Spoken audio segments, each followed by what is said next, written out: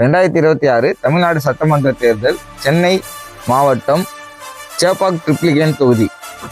வாக்காளர் பெருமக்கள் அனைவருக்கும் தமிழக வெற்றி கழக தலைவர் விஜய் அவர்களின் சார்பாக வணக்கங்கள். இந்த லாஸ்ட் 2 எலெக்ஷனோட டேட்டா பார்க்க போகிறோம். 2016 ஜேஎன்பர்கன்றது டிஎம்கே சார்பாக போட்டிட்டு 47%, 2021 உதயநிதி ஸ்டாலின் டிஎம்கே சார்பாக போட்டிட்டு 68% வாங்கி வெற்றி பெற்றிருந்தாங்க.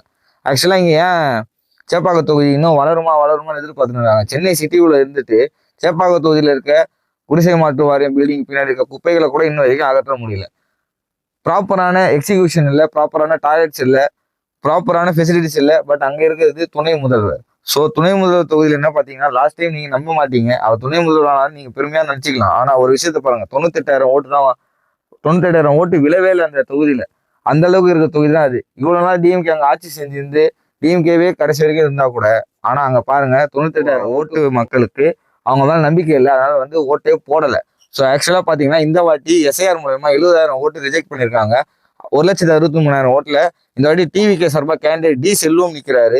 கண்டிப்பாக உங்களுக்கு டி செல்வத்தை ஜெயிக்க வைக்கணும்னு நினச்சிங்கன்னா விசில் சின்னத்தில் 50-60% வாக்கு செலுத்தி அவர் எம்எல்ஏ ஆக்குங்க உங்கள் சேப்பாக்க தொகுதியில்.